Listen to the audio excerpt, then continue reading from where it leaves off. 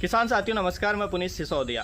किसान भाइयों, बारिश के समय में सबसे बड़ी समस्या जो हमें अपनी फसलों के अंदर हाल फिलहाल में देखने को मिल रही है वो है रूट रॉट, जड़ गलन। या कोई अभी फसल आपने उसकी प्लांटेशन की है तो उसमें डैम्पिंग ऑफ, तो डैम्पिंग ऑफ रूट रॉट के कारण हमारी पूरी की पूरी फसल बर्बाद हो जाती है।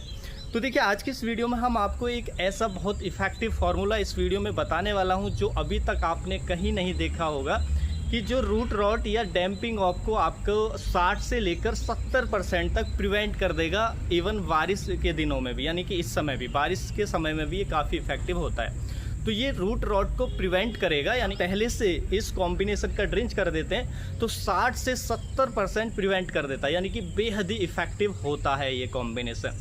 देखिए, रूट रॉट की जो समस्या है, यानी कि जड़ गलन की समस्या, डैम्पिंग ऑफ की समस्या, हमें जो सब्जी वर्गीय फसलें हैं उनमें सबसे ज़्यादा देखने को मिलती है। जैसे बात करें, यदि आपने कोई बेल वर्गीय फसल अभी लगाई हुई है तो बेल वर्गीय फसलों के अंदर काफ़ी ज़्यादा अटैक इसका देखने को मिलता है। खीरे के अंदर रूट रॉट डैम्पिंग ऑफ बहुत ज़्यादा आता है। देखिए, यहाँ पे समझना होगा, जो डैम्पिंग ऑफ आता है वो छोटी फसल में सबसे ज़्यादा अटैक करता है। मान लीजिए आपने प्लांटेशन की या बुआई की है, बुआई से 1 मंथ तक या प्लांटेशन के 1 मंथ तक, 1 महीने तक ज़्यादातर डैम्पिंग ऑफ की समस्या देखने को मिलती है, यानी कि छोटे पौधे पर अटैक करता है। लेकिन रूट रॉट किसी भी स्टेज में आ सकता है आपकी फसल के अंदर। रूट रॉट में क्या होता है, डैम्पिंग ऑफ में आप सब जानते हैं कि जो तना होता है ज़मीन से सटा हुआ, वहाँ पे फंगस लग जाती है और वहाँ से वो तना या तो पिचक जाएगा या वहाँ से गल जाएगा, जिससे पौधा गिर जाता है।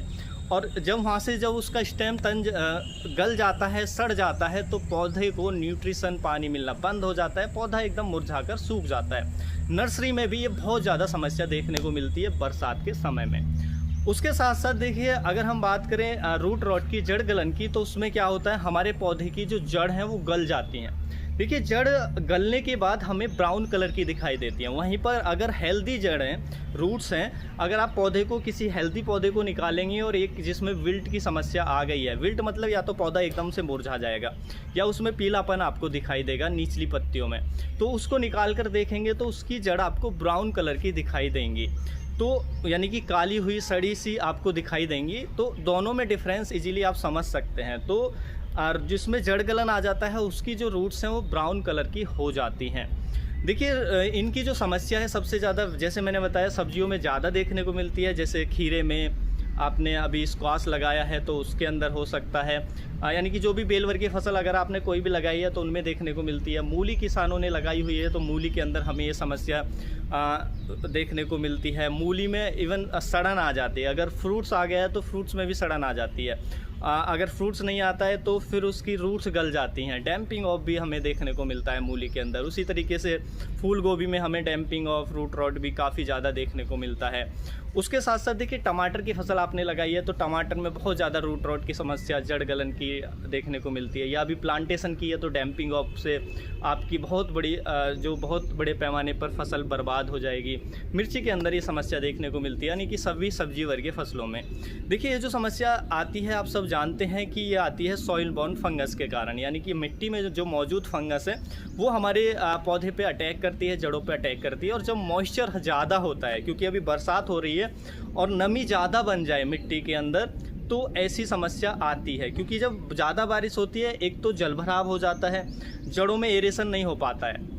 जड़ों में जब एरेशन नहीं हो पाएगा, ऑक्सीजन नहीं पहुंच पाएगी, तो ये जो फंगस है तेज़ी से एक्टिव होती है और तेज़ी से अटैक करती है, जिससे जड़ गलन आता है या डैम्पिंग ऑफ हमें देखने को मिलता है। पहला इसके लिए प्रिकॉशंस यही है कि आप जब बरसात में फसल लगा रहे हैं तो आपको ध्यान रखना है कि पानी का जो मैनेजमेंट है सही हो। यानी कि मैनेजमेंट मतलब पानी की जो निकासी है, जल निकासी की व्यवस्था अच्छी होनी चाहिए, जिससे अगर ज़्यादा बारिश भी आ जाए तो आप एक्स्ट्रा वाटर को तुरंत निकाल दें।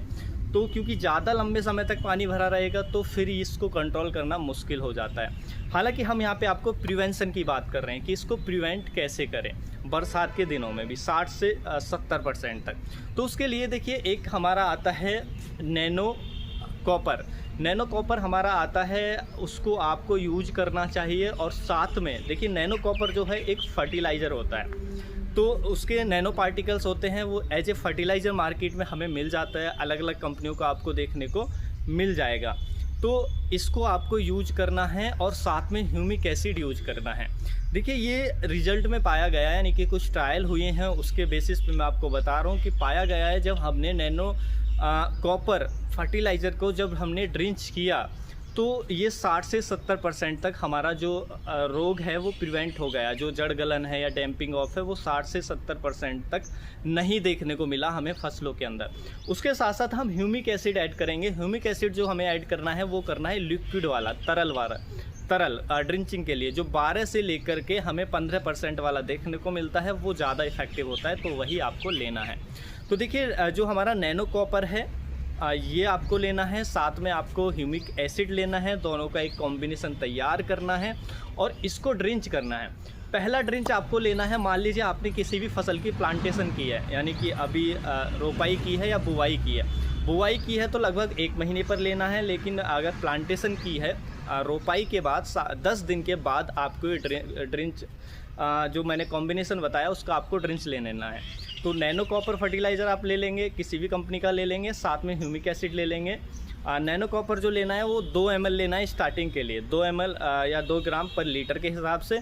और जो ह्यूमिक एसिड लेना है वो भी हमें लेना है 30 से 40 ml पर टैंक, 16 लीटर टैंक के लिए मैं आपको ये बता रहा हूँ। तो ये आपको कॉम्बिनेशन करके आपको ड्रिंच कर देना है। देखिए ये नैनो जो फर्टिलाइज़र है यानी कि नैनो कॉपर जो आता है, इसके बहुत सारे बेनिफिट हमें देखने को मिलते हैं। एक तो ये सेल्स को मजबूत करने का काम करता है, रूट्स की जो हमारे जड़ों की सेल्स हैं उसको मजबूत करता है। दूसरा, देखिए आप सब जानते हैं copper as a fungicide, as a bactericide काम करता है हमारी फसलों पर। तो जब हम इसका ड्रिंच करते हैं तो ये फंगस को पनपने से रोक देता है और साथ में जो बैक्टीरियल इन्फेक्शन है उसको भी रोक देता है। यानी कि जो फंगस है या हमारा बैक्टीरिया है वो हमारे प्लांट पे अटैक नहीं कर पाता है, ये उसको सुरक्षित रखने का काम करता है। तो ये बहुत इफ़ेक्टिव होता है, इफ़ेक्टिव पाया गया है। तो पहला आपको ड्रिंच जब ले लेना है, दूसरा आपको ड्रिंच ले लेना है पहले ड्रिंच के 20 से 25 दिन बाद दूसरा ड्रिंच आपको रिपीट कर देना है। तो काफ़ी इफ़ेक्टिव रिजल्ट आपको देखने को मिलेंगे। मान लीजिए आपके यहाँ पर बारिश हो गई है तो बारिश के तुरंत बाद भी आपको इसको ड्रिंच को कर देना है, यानी कि ड्रिंच को रिपीट कर देना है। यानी कि अगर तुरंत बारिश के बाद जैसे ही थोड़ी मिट्टी ड्राई हो तो आप इसको दे दें। तो इससे भी हमारा जो रूट रॉट की समस्या है या डैम्पिंग ऑफ की समस्या है वो प्रिवेंट हो जाती है। तो देखिए ये प्रिवेंशन के लिए यानी कि प्रिवेंट करने के लिए।